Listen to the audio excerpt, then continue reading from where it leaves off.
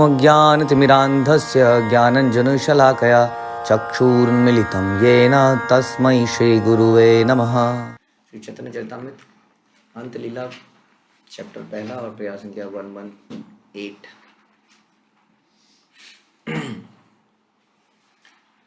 तो चैतन्य महाप्रभु अपने कुछ सीनियर भक्तों के साथ हैं और वहाँ पर रूप गोस्वामी भी हैं और सब मिलकर एक तरह से रूप गोस्वामी का गुणगान कर रहे हैं। प्रभु कहे कह रूप नाटक के श्लोक, ये श्लोक सुनीले लोके याया दुख शोक। तब चैतन्य महाप्रभु ने कहा, हे प्रिय रूप, तुम अपने नाटक का वह श्लोक भी सुनाओ। तो अभी तक तो वो श्लोक सुनाया था जिसमें कि उन्होंने भाव के बारे में बताया था।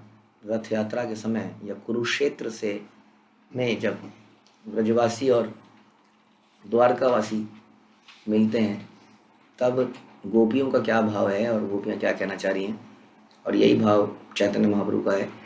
उसको व्यक्त किया रूप गोस्वामी ने। अब चैतन्य महाप्रभु ने अब अपने विदग्ध माधव में जो तुमने लिखा है, जिसे सुनने पर सारे लोगों के दुख और शोक भाग जाते हैं, उसके बारे में भी लिखिए। बार बार प्रभु यदि तारे आज्ञा दिला, तब से ही श्लोक रूप गोसाई कहिला। तो महाप्रभु उसी के लिए बारंबार आदेश देते रहे। जब रूप गोस्वामी ने वह श्लोक जो आगे आया है सुनाया तो बार बार विग्रह करना पड़ा, क्योंकि उन्हें काफ़ी लज्जा आ रही थी, क्योंकि बहुत ही सीनियर लोग बैठे हुए थे वहाँ पर। तो बार बार बोलने पर, रिक्वेस्ट करने पर, सबके बोलने पर रूप गोस्वामी ने ये श्लोक सुनाया। तुंडे तांडविनी रतिम वित नुते तुंडावली लब्धे कर्ण क्रोड़ कड़म्बिनी घटयते कर्णाबुदेय प्रहम चेतः प्रांगण संगिनी विजयते सर्वेन्द्रियाणाम कृतिम नो जाने जनिता क्रियाद्भिरमृते कृष्णेति वर्ण द्वयी। मैं नहीं जानता हूं कि कृष्ण तथा ण शब्द के दो अक्षरों से कितना अमृत उत्पन्न किया है इन दोनों ने। जब कृष्ण के पवित्र नाम का उच्चारण किया जाता है तो वह मुख के भीतर नित्य करता प्रतीत होता है। तब हमें अनेक अनेक सुखों की इच्छा होने लगती है, अनेक अनेक मुखों की इच्छा होने लगती है।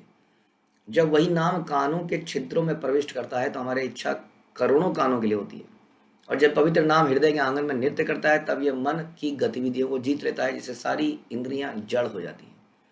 यत भक्त वृंदार रामानंद राय श्लोक सुनी सबार हैला आनंद विस्मया। और जब चैतन्य महाप्रभु के सारे भक्तों ने विशेष रूप से रामानंद राय ने श्लोक सुना तो वे दिव्य आनंद से पूरित हो गए और आश्चर्यचकित रह गए। सबे बले नाम महिमा सुनी या छिपार, एमन माधुर्य कह नाही वर्ण यार। सबने स्वीकार किया कि यद्यपि उन्होंने भगवान के पवित्र नाम की महिमा विषयक अनेक कथन सुने रखे हैं, किंतु उन्होंने रूप गोस्वामी का जैसा मधुर वर्णन कभी नहीं सुना। नाम की महिमा पे बहुत सारे श्लोक आप सुनते ही हैं, अलग अलग पुराणों में, अलग अलग शास्त्रों में, इवन वैदिक पुराणों के बाहर जो पुराणों में हैं उनमें भी नाम की महिमा हम सुनते हैं। तो नाम की महिमा बहुत ज़्यादा है, अनलिमिटेड है, अनलिमिटेड स्टोरीज हैं, लेकिन बता रहे हैं कि ऐसा कथन कभी नहीं सुना था। खासतौर पे लगाव दिखाता है, नाम के प्रति कैसा लगाव पैदा किया जा सकता है कि हमारा मुख करे। जैसे हमारे सामने कई बार अगर बहुत हमारी फेवरेट चीज़ समोसे रखे हैं, भूख लगी है ज़बरदस्त, तो आदमी आपने देखा ना कैसे ते चबाने लगता है। ऐसे में अगर उसके 10 सर हों रावण की तरह तो कितना आनंद है। समोसे ही समोसे सारे मुंह पे। तो हम लोगों की आसक्ति, क्योंकि खाने में है, अभी प्रसाद तो नहीं कहेंगे, खाने में अगर कहें तो खाने में है तो हमारी भी इच्छा ऐसी होती है, खा लें एकदम से सारा अंदर हड़प लें। वैसे ही जब आदमी को बहुत ही अच्छा सॉन्ग लगता है तो आप देखते हैं उसकी वॉल्यूम तेज और तेज और तेज, उसको बड़ा अच्छा लग रहा है। बाकी लोग बड़े परेशान हो गए हैं लेकिन उसको बड़ा अच्छा लग रहा है तो वॉल्यूम तेज हो जाती है। तो वही है ना, इच्छा क्या है, इसका मतलब क्या हो गया, बहुत सारा अंदर चला जाए कानों के थ्रू, इस प्रकार। और मन के बारे में तो बोलें क्या, मन किसी जगह पर बिल्कुल ऐसे टिका हुआ है। सब सोच रहे हैं जब में ध्यान है, सर ऐसे उठा हुआ हल्का सा और ध्यान कहीं और है। तो मन का भी देखिए कितनी एकाग्रता, इतने सारे लोग जप कर रहे हैं, जोर जोर से आवाज़ें आ रही हैं, लेकिन वो व्यक्ति बिल्कुल समाधि में है, किसी विषय के बारे में सोच रहा है, तो मन वहाँ पे टकटकी लगा के ऐसे देख रहा है। तो ये अलग अलग एग्जाम्पल हैं। जब भौतिक आसक्तियों और अट्रैक्शन की वजह से हमारे अंदर भी ऐसी इच्छा आती है कि अनेकों कान हो, अनेकों मुंह हो। यहाँ पर बता रहे हैं कि यही अवस्था हम नाम के प्रति भी पा सकते हैं, और ये हमारे लिए परम उपकारी, परोपकारी होगा अगर हम ऐसी आसक्ति नाम के लिए पैदा कर लें तो।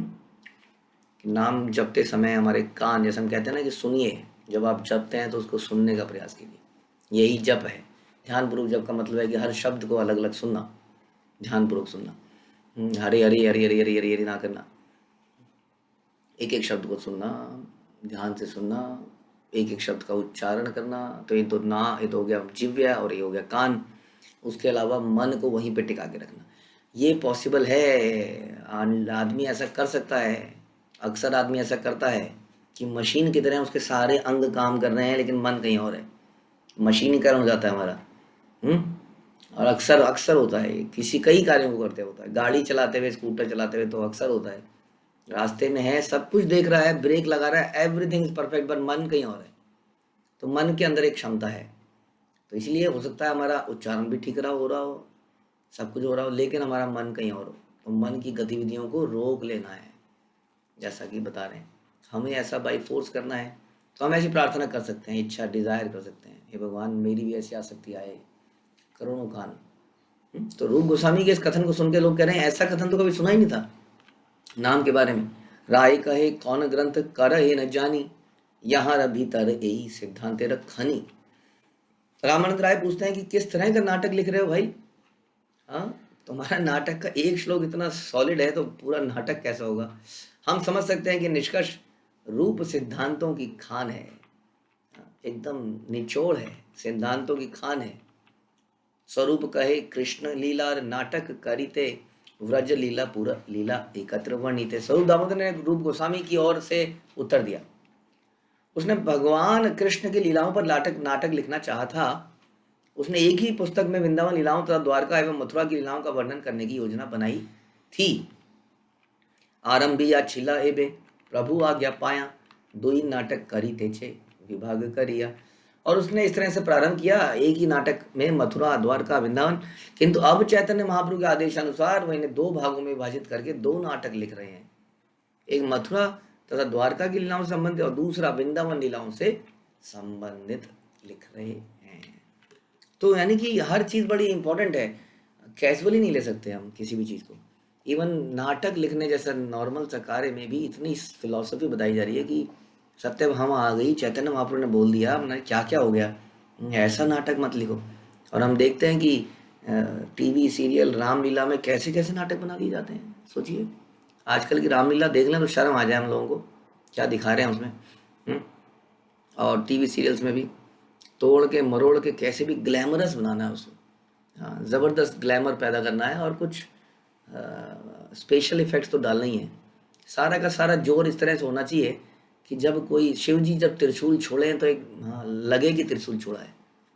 तो करोड़ों रुपए का अगर प्रोजेक्ट है, 10 करोड़ का प्रोजेक्ट है, तो 9 करोड़ 9 लाख जितना भी 99 लाख रुपए उस त्रिशूल में स्पेशल इफेक्ट डालने के लिए लगते हैं। अब बाकी के जो बचे कुछ हैं उसमें हाथ लो, डायलॉग भी बोलिए, बाकी भी कीजिए, ड्रेसिंग, तो इन चीज़ों पे ज़्यादा फोकस है, तो सिद्धांत पे, शास्त्र पे फोकस नहीं है। तो ऐसा नाटक यहाँ तो कह रहे हैं ये तो शास्त्र से ही बनाया जा रहा था ना नाटक सारी, लेकिन इसमें इतना बताया गया, देखिए जी मिक्स मत कीजिए ऐसे। कहाँ पे वो बिल्कुल डिफरेंट भाव के व्यक्ति हैं, कहाँ पे वृंदावन में डिफरेंट भाव के व्यक्ति हैं, आप कैसे ये नाटक बना रहे हैं? तो इतना हमें सोचना चाहिए इन चीज़ों के बारे में। विदग्ध माधवार ललित माधव दुई नाटक के प्रेम रस अद्भुत सब।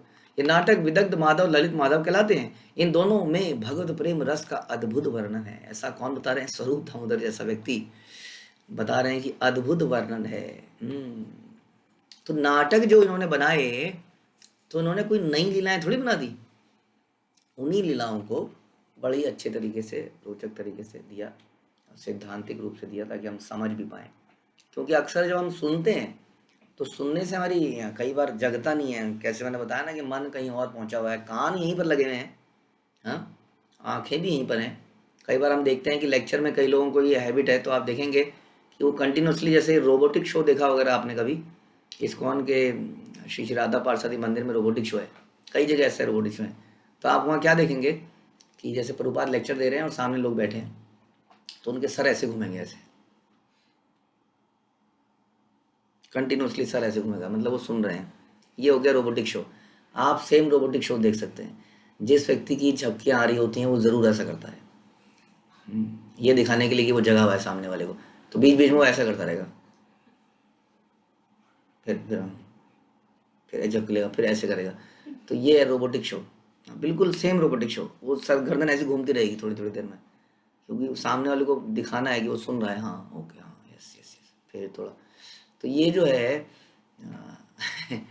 ये इस तरीके से हमारा ध्यान कहीं और चला जाता है सुनते हुए। इसलिए कई बार हमारी चेतना को हिलाने के लिए बड़ा ज़रूरी है ना हिलाना, तो नाटक करे जाते हैं।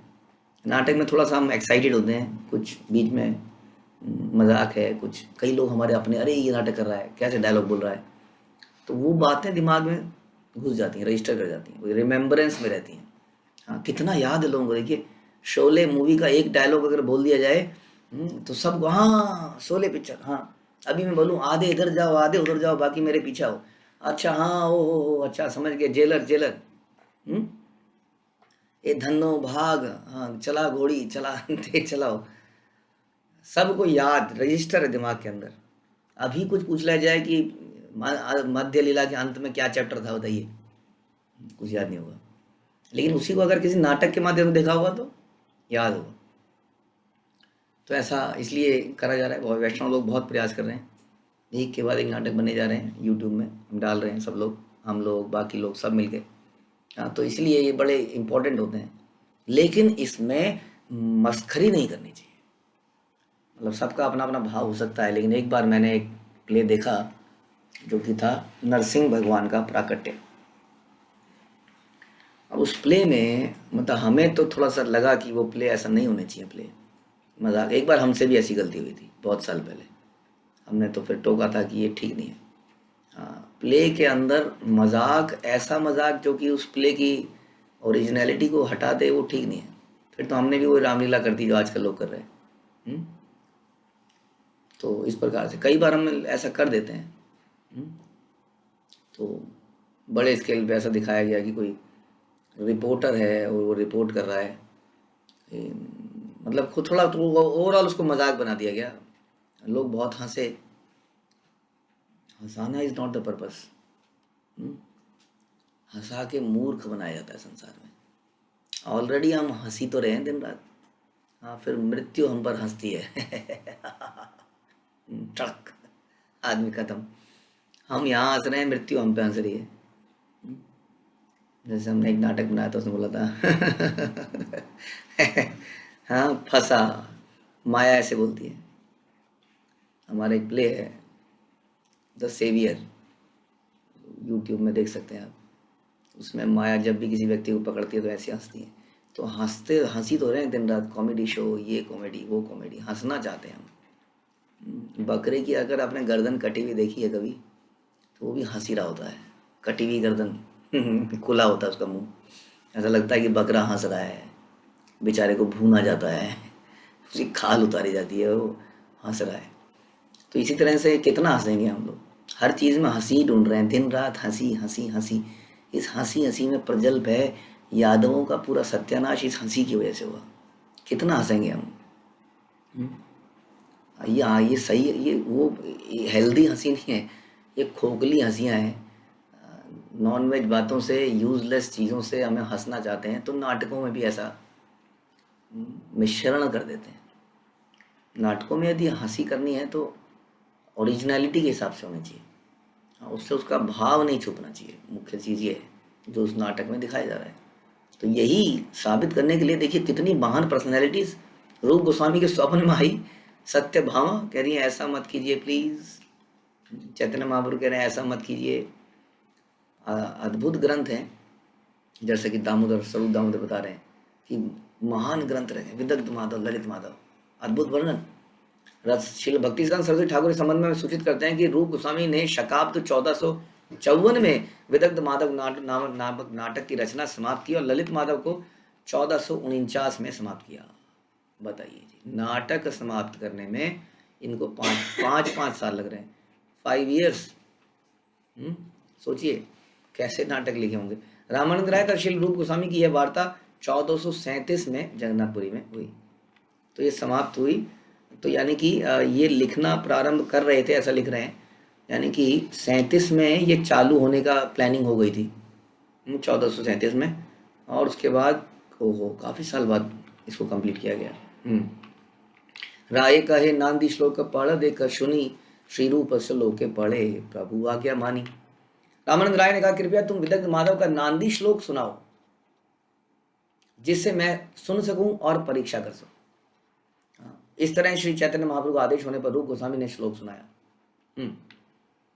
सुधानाम चांद्रिणाम नाम अपि मधुरिमो उन्माद दमनी, दधाना राधादि प्रणया घन सारे सुरभिताम, समन्ता सत्तंतौ संतापोदगम विषम संसार सरणी, प्रणीताम ते तृष्णाम हरतु हरि लीला शिखरणी।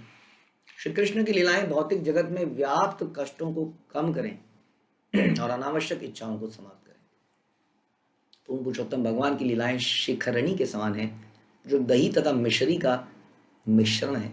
वे चंद्रमा पर उत्पन्न अमृत के गर्व को भी नीचा दिखाने वाली है, क्योंकि वे श्रीमती राधा रानी तथा गोपियों के सघन प्रेम व्यवहार की मधुर सुगंधी को व्याप्त करने वाली है। हाँ, इसको सुन के ही, हाँ, इतने सुन के ही सब लोग एकदम भाव में आ गए कि क्या है भगवान की लीलाएं, क्या करें, पहले तो इच्छा कर, हमारे क्या पर्पस है, what is the purpose of hearing Krishna कथा। पर्पस है कि हमारी अनावश्यक इच्छाएं और उनके कारण जो कष्ट हैं वो कम हुए। ये जो हाइपर एक्टिविटी है दिमाग के अंदर, जो हर सेकंड में एक नई इच्छा पैदा कर रहा है, काश काश काश ही हो जाए, काश ही हो जाए, काश ही हो जाए, काश ही हो जाए, और होगा तो है नहीं, क्योंकि हम we are not Krishna, we are not pure. तो जब काश में अवकाश आ जाता है और वो पूरा नहीं हो पाता है, गैप आ गया, अवकाश, तो क्या होता है, सर्वनाश। उसके बाद सारी टेंशन होती है हमारे दिमाग में। तो ये जो काश है यही सबसे बड़ा पाश है। पाश जानते हैं क्या, बंधन, सबसे बड़ा बंधन ही यही है, काश ऐसा होता, काश ऐसा हो जाए, तुम होती तो ये होता। हाँ, एक बहुत फेमस हिंदी गाना, हाँ, कहते हैं तुम होती। अक्सर हाँ, हम लोग अकेले में ये बातें करते हैं।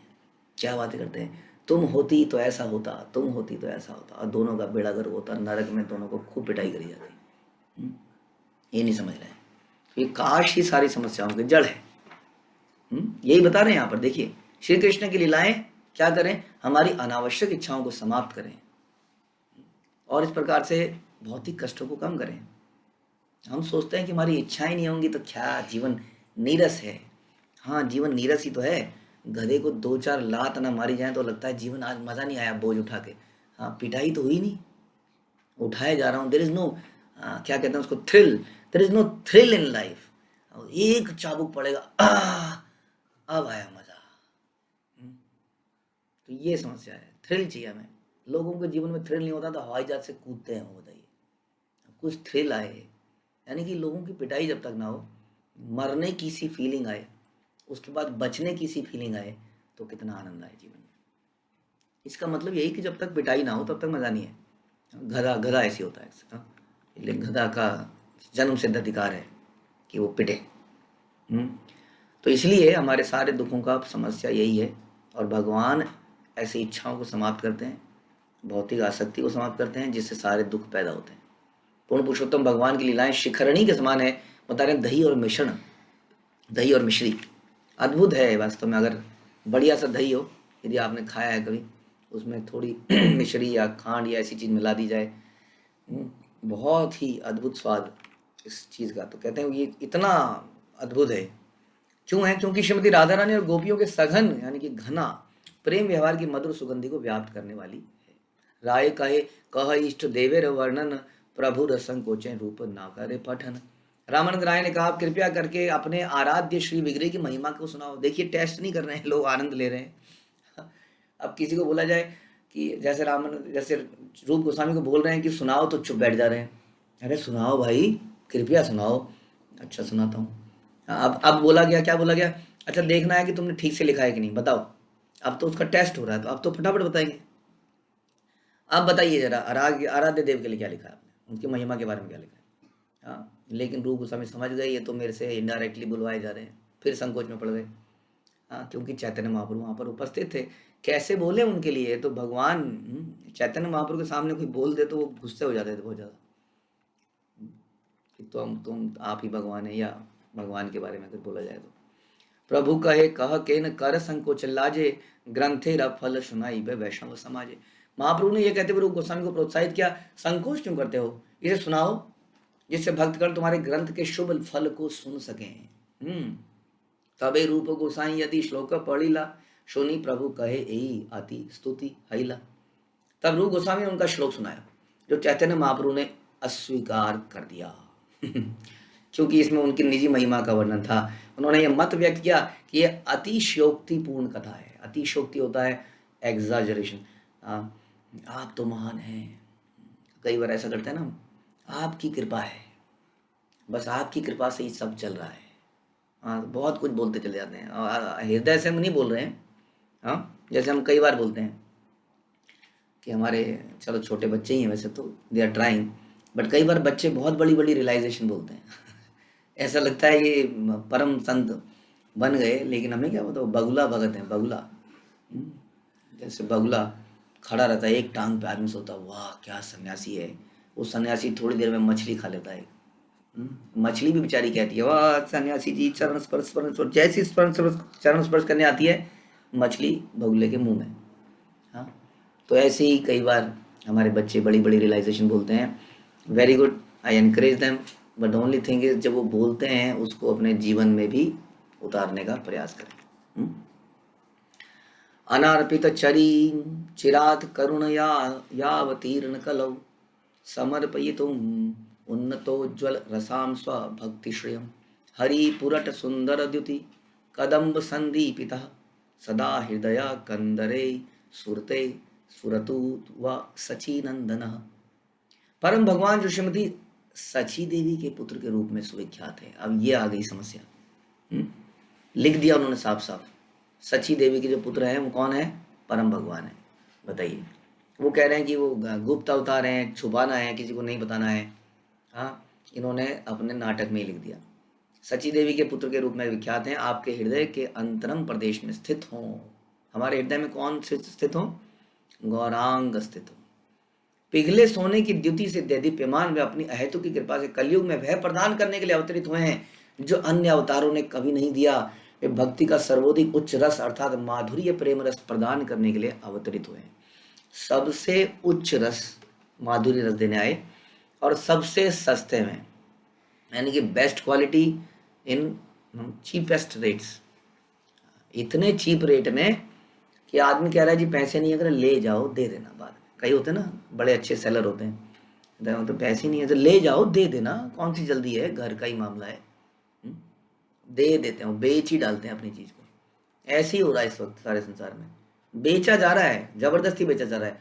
हाँ, कई लोग कहते हैं नहीं नहीं जी हम तो मीट खाते हैं। अरे कोई बात नहीं, नाम जब ही पता है, ऐसा तो कभी सुना ही नहीं था, मीट खाने वाला नाम जपेगा।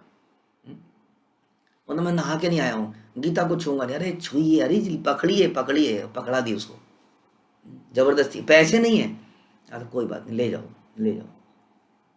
तो किसी तरह से जबरदस्ती दिए जा रहे हैं।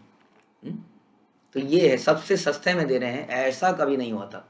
ये चैतन्य महाप्रभु की सबसे दिव्य लीला है। इससे पहले जितने भी अवतार हुए उन्होंने ऐसा नहीं किया था कभी भी, कि संसार में हर व्यक्ति को दे डाला। पहले साधु लोग किसी पेड़ के नीचे बैठा करते थे और लोग उनके पास उनका श्रवण करने आते थे। हाँ, अरे उस जगह पे फलानी जगह पे साधु हैं, वो आपने सुना था ना, रघुगुना कहाँ, सिंध कहीं, आज का आई थिंक पाकिस्तान में वो जगह होगी समझ लीजिए। वहाँ से वो जा रहे थे कहाँ, हाँ, बंगाल की खाड़ी में, गंगा सागर में। बताइए, वो साधु का श्रवण करने, सोचिए कितना किलोमीटर होगी ये जगह, पता नहीं कहाँ, इंडिया के बिल्कुल बाहर के उधर से वो बिल्कुल दूसरे कोने में श्रवण करने जा रहे हैं। तो ऐसा लोग करते थे, लंबी लंबी यात्राएं साधु के पास जाएंगे। हाँ, अब जमाना बदल गया, अब जो है साधु आते हैं, साधु जाते हैं जगह जगह पर। तो ये जो चेंज है, ये चैतन्य महाप्रभु ने किया, पहले खुद करके दिखाया। हाँ, पूरे भारत में इधर उधर भ्रमण कर करके घर घर में जाके फिर अपने शिष्यों को भेजा, अब तुम करो ऐसा ही। हाँ, फिर उनके सेनापति शिष्य आए, उन्होंने कहा लो जी हम ऐसा कर लेते हैं, पूरी पृथ्वी में हर घर में हर जगह में घुस घुस के तो सबसे उच्च रस माधुर्य प्रेम रस को सबसे सस्ते में दिया। तो बता रहे हैं ऐसे सची देवी के पुत्र गौरांग महाप्रभु सची सुत हमारे हृदय में स्थित हो। यह श्लोक विदग्ध माधव आदि लीला में भी दृष्टिगत है। विदग्ध माधव की अपनी टीका में श्रील विश्वनाथ चक्रवर्ती मंतव्य देते हैं कि श्री चैतन्य महाप्रभु की कृपा के बिना व्यक्ति पूर्ण पुरुषोत्तम भगवान की लीलाओं का वर्णन नहीं कर सकता। अतः श्री रूप गोस्वामी ने कहा कि श्री चैतन्य महाप्रभु जो साक्षात सिंह के समान है और जो कामना रूपी हाथी का वध करते हैं, प्रत्येक के हृदय में स्फुरित हो, क्योंकि उनके कृपापूर्ण आशीर्वाद से व्यक्ति कृष्ण की दिव्य लीलाओं को समझ सकता है। इसलिए बड़ा इंपॉर्टेंट है। चैतन्य श्रील प्रभुपाद हमें अक्सर बोलते थे, you should worship Gaur Nitai. How you should worship Gaur Nitai? कैसे पूजा करें गौर निताई की? बोले गौर निताई की सही पूजा क्या है? गौर निताई के सामने संकीर्तन किए जाएं, नित्य किए जाएं, ये है असली पूजा। आरती कर लेते हैं, इट्स ओके, इसलिए संकीर्तन निकाले जाएं। इसलिए हमने भी ऐसा कुछ प्रयास करना शुरू किया, संकीर्तन निकल रहे हैं और गौर निताई साथ में चल रहे हैं, ये है गौर निताई की असली पूजा। तो ऐसे गौरांग नित्यानंद प्रभु हमारे हृदय में स्थित हों, उन्हीं की कृपा से हम भगवान की लीलाओं को समझ सकते हैं। सब भक्त गण कहे श्लोक सुनिया, कृतार्थ करिया करीला सभाए श्लोक सुनाया। उपस्थित समस्त भक्तों ने इस श्लोक की इतनी अधिक प्रशंसा की कि उन्होंने उनके दिव्य उच्चारण के लिए रूप गोस्वामी के प्रति अपनी कृतज्ञता व्यक्त करी। सब एकदम से धुल गए, पानी एकदम भावनाओं में बह गए। सभी भक्त जब ये सुना वो बड़ी प्रसन्नता हुई। लेकिन चैतन्य महाप्रभु उधर सुन रहे हैं, उनको तो ठीक अंदर से तो उन्हें ठीक लग रहा है। जानते हैं कि जीव का यही तो धर्म है, मन मना भव मत। एक तरफ तो कहते हैं मेरी पूजा करो, मेरा भक्त बनो, मेरे को नमस्कार करो, यहाँ गुस्सा कर रहे हैं, क्योंकि उन्हें ऐसा दिखाना था, ऐसा उनका उद्देश्य था इस अवतार का। तो सभी लोग जो है बहुत प्रशंसा करी, हाँ, रूप गोस्वामी के प्रति कृतज्ञता महसूस करी। राय कहे कौन आमुख पात्र सन्निधान, रूप कहे काले साम्य परिवर्तक नाम। रामानंद राय ने फिर पूछा, तुमने पात्रों के समूह का परिचय किस तरह कराया है? सारा ग्रंथ ही बुलवा लिया उनसे। रूप गोस्वामी ने उत्तर दिया, सारे पात्र परिवर्तक शीर्षक के अंतर्गत उपयुक्त समय पर एकत्र होते हैं। ये कुछ टेक्निकल बातें चालू हुई हैं, समझ से थोड़ी ऊपर है। तो नाटकों में सारे अभिनेता पात्र कहलाते हैं। विश्वनाथ कविराज ने साहित्य दर्पण में यह लिखा है कि जब रामानंद राय ने नाटकों के में पात्रों के समूह का परिचय कराने की योजना के विषय में पूछा, तो रूप गोस्वामी ने उत्तर दिया कि जब सर्वप्रथम समय के अनुसार 5 पात्र मंच पर प्रवेश करते हैं, तब इस प्रवेश को शास्त्रीय रूप से परिवर्तक कहा जाता है। यानी कि आप देखते हैं ना, प्ले से पहले या प्ले के बाद वो आता है पूरा नंबरिंग या जो भी कह लीजिए उसको, नेमिंग्स, ऑल नेमिंग्स, ये करेक्टर ये था, ये करेक्टर ये था। या कई बार नाटक के बाद सब एकत्रित होते हैं, बताते हैं ये रोल इन्होंने अदा, ये रोल इन्होंने अदा किया, ये रोल इन्होंने अदा किया, सबका परिचय।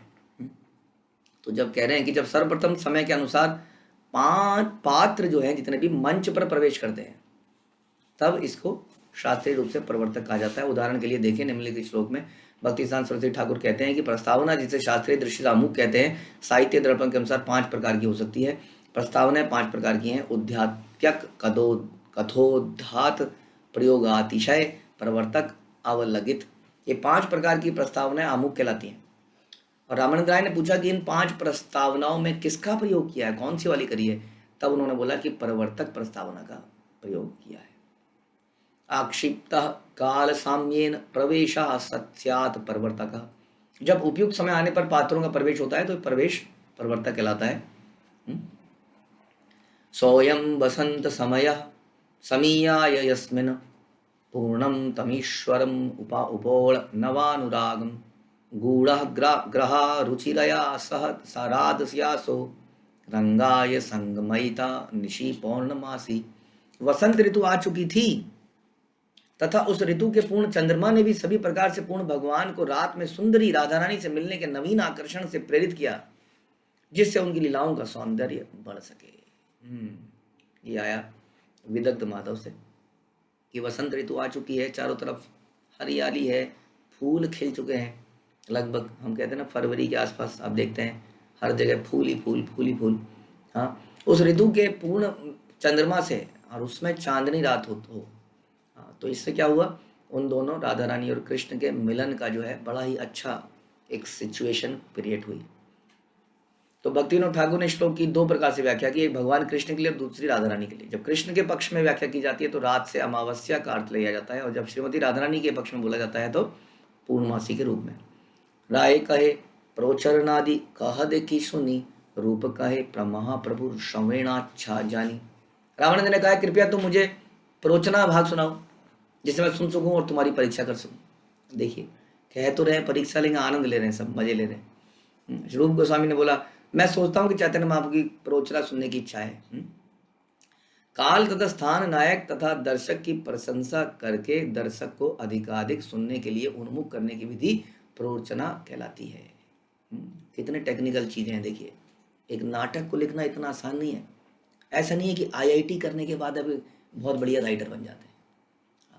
कोई कोई स्पोर्ट्स में बहुत बढ़िया बनता है तो वो राइटर बन जाता है, कोई बहुत अच्छा अभिनेता है तो राइटर बन जाता है। कुछ नहीं समझ, कुछ जानते तो है नहीं, कुछ जीवन भर क्या किया, अपने बारे में किया जो किया। इसलिए नाटक भी क्या लिखते हैं, सेल्फ क्या कहते हैं उसको, ऑटोबायोग्राफी, और राइटर बन जाते हैं। अब बताइए यहाँ तो पता नहीं क्या क्या प्रश्न पूछे जा रहे हैं, समझ में नहीं आ रहा है क्या बोल रहे हैं। प्रवटक है, क्या है, 5 प्रकार की है।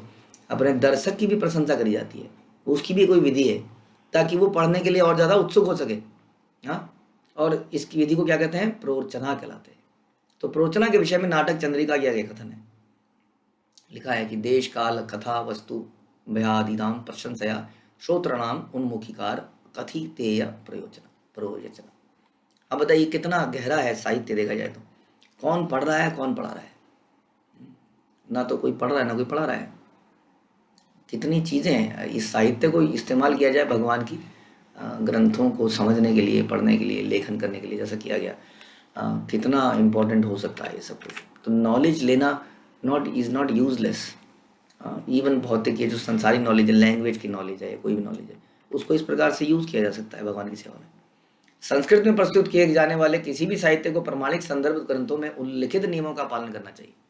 श्री रामानंद राय द्वारा पूछे गए शास्त्रीय प्रश्न तथा श्री रूप गोस्वामी के उत्तर सूचित करते हैं कि दोनों ही नाटक लिखने की विधियों में से भली भांति अवगत थे, उसमें दक्ष थे। इट वॉज नॉट लाइक कि लिखा गया क्या भीगी भीगी रातों में, फिर कुछ बनाया गया, कुछ भी उठ पटांग। कुछ समझ नहीं आया तो उसने बोला, कुछ लिख रहे थे, लेटर लिखा, आती क्या खंडाला, अच्छा फिर म्यूजिक डाला जाए, म्यूजिक, तो उस पर म्यूजिक डाल दिया गया। मतलब जो उसके समझ में आया, और उसकी पत्नी ने उसके ऊपर चाय उड़ेल दी। क्यों उड़ेलती हो चाय, उसने कहा अरे वाह क्या भगवान ने मेरे मुंह से निकलवाया, क्यों उड़ेलती हो चाय, क्यों अपनी दिखाती हो अपनी राय, और बना दिया कुछ कुछ उसके ऊपर बना दिया। फिर उस पर कुछ किसी ने म्यूजिक दे दिया, ढूंढ डांग म्यूजिक इतने जोर से दिया कि शब्दों का पता ही नहीं चले कि बोल क्या रहे हैं, तो बस सब नाच रहे हैं। और उसके मतलब में अरे पागलपन के मतलब है, बिल्कुल समझ ही नहीं आ रहा क्या लिख रहा है। अब यहाँ पे तो देखिए कितने नियम है एक नाटक को लिखने के लिए। ऐसे थोड़ी कि बैठे और पेन चलाए और कुछ भी लिख दिया और राइटर बन गए। ये इतनी नॉलेज है हमारे इस वैदिक साहित्य में, तो इतनी नॉलेज है। अभी जरा सा हमें तो झलक ही मिल रही है इसके थ्रू, तो कितने नियम होंगे इसका मतलब। भक्ता नाम उदगा दनगल धियाम वर्गो निसर्गोज्वल। ओ सॉरी, टाइम ज़्यादा हो गया तो इसको हम बाद में करेंगे। हरे कृष्णा। श्रील प्रभुपाद की जय, श्री चैतन्य चरितामृत की जय, श्री कृष्णदास कविराज की जय।